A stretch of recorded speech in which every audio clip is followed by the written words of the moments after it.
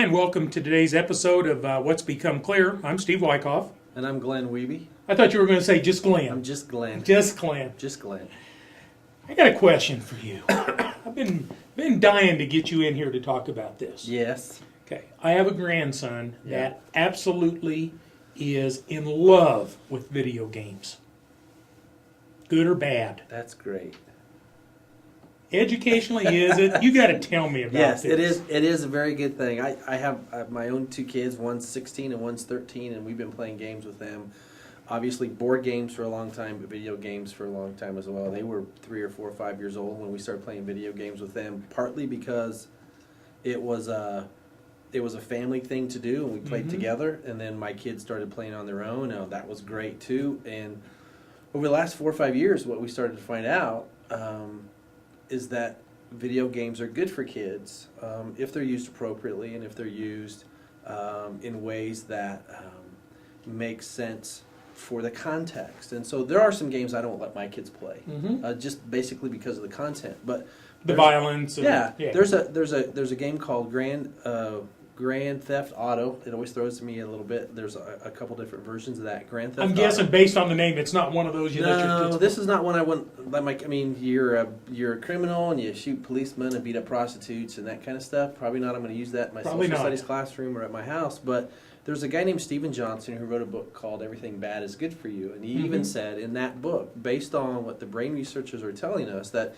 even if the content is inappropriate, the kinds of things that you are required to do as a player in that game, problem solving and cause and effect and relationships between different groups of people in that kind of an environment, that game environment, does incredible kinds of things for your brain.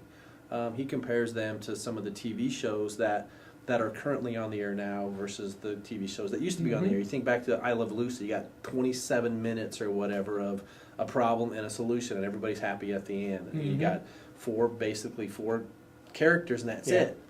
But think about TV shows like now, like Lost or Heroes or ER, where if you're watching that show, there are so many things going on that are different than watching I Love Lucy.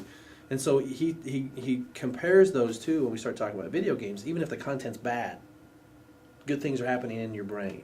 Now let's take that a little further. If the content is good, you get the win-win thing going on where you got all that stuff that's going on in the brains of your students and your kids, and the content is good, then all of a sudden everybody's happy. And so, yeah, I'm going to let my kids play video games if I have the appropriate content and if there's a context that makes sense for the playing of those games. So, give me some examples of good games. I mean, are you talking games for school, games for home. Just at home? Yeah, at home. You know, if you're talking to your neighbors and they say, Glenn, tell me what I should do with my kid.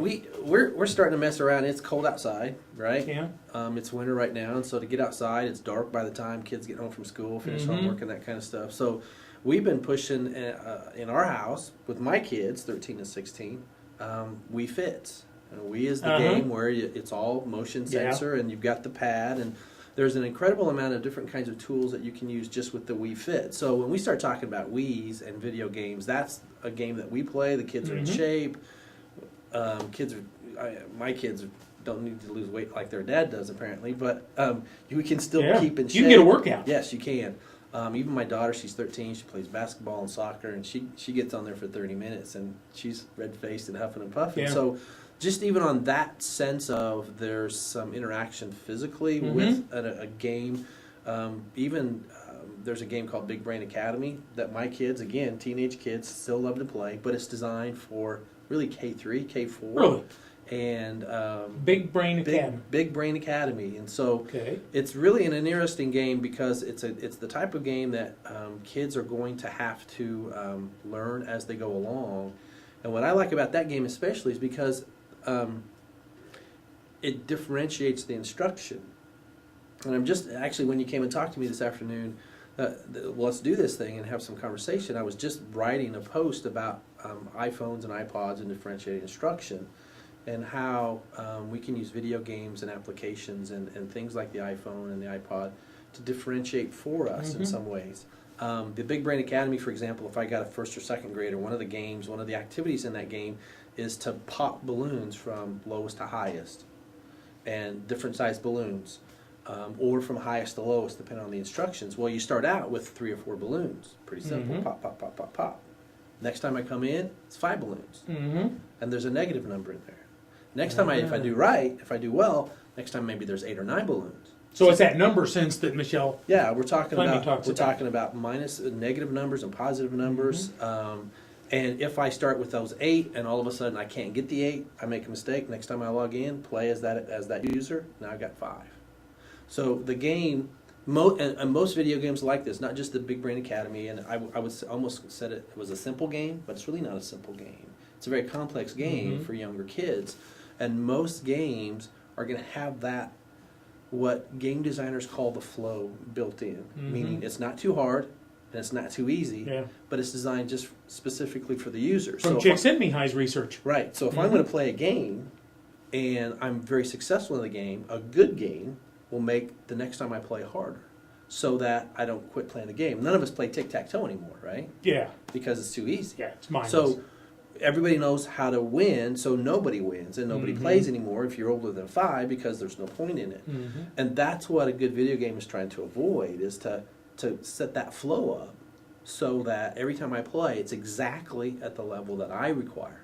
Not that what you require, but what I require. So whether you're at school or whether you're at home, a good video game is going to measure your ability to learn, tailor your activity so it's just a little bit above what you're able to do comfortably, which means every time you play, you're going to get better. Yeah. Now, when we tie that to learning theory, if I'm going to be in a classroom, that's exactly what teachers should be doing. And good teachers do that all the time. Sometimes not. But it's really tough with 25 kids in the room. And sometimes it's not even consciously that I'm going to do that. I just know, oh, Steve, you need this, this, and this. And Mike, you need this, this, and this. And so I'm going to adjust as I go on the fly. And a good video game does that automatically. And it's kind of the whole concept of deliberate practice that we're reading about now. Yeah. So it's really specific that I want to consciously make a choice to say, this is how I'm going to teach this particular kid, or this is what I want this kid to learn. Whether I'm at home as a parent, having my kids play these games, as a part of what's going on in school, or if I'm a teacher trying to use these games in a classroom setting. So do you keep a list of good games, bad games? I do have a list of good games and bad games, mostly just good games. Grand Theft Auto, probably a bad game. Bad game. There are some really good games that I would probably let my 16-year-old play that are more violent. And that's a whole But you wouldn't let the little one play? No, probably not, just because of the content. Yeah. And there's some interesting stuff about violence in video games and some of the research that has come out in the last couple of years about that. And there are some games that I would let high school kids play that have violence in them.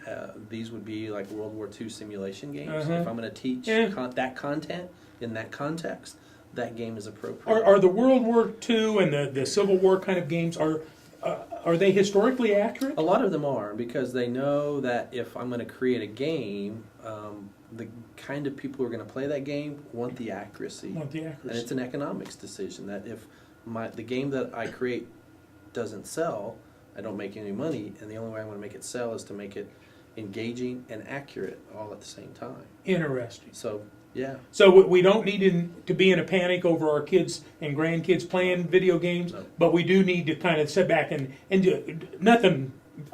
There's no brain surgery involved in this. Just, hey, if there's a lot of violence and stuff, just don't do it. It's just like what books I have my kids read. Yeah. We're not going to argue about, well, oh my gosh, my kid read a book for 6 hours yesterday, but we get concerned about kids playing too many video games. Yeah. If the games are good and appropriate, I'm not going to worry about it. You know, we need to do more of these where we talk to parents about exactly what kinds of stuff they're doing. We can share appropriate games. Appropriate games. That's it. Okay. Hey, thanks for watching us.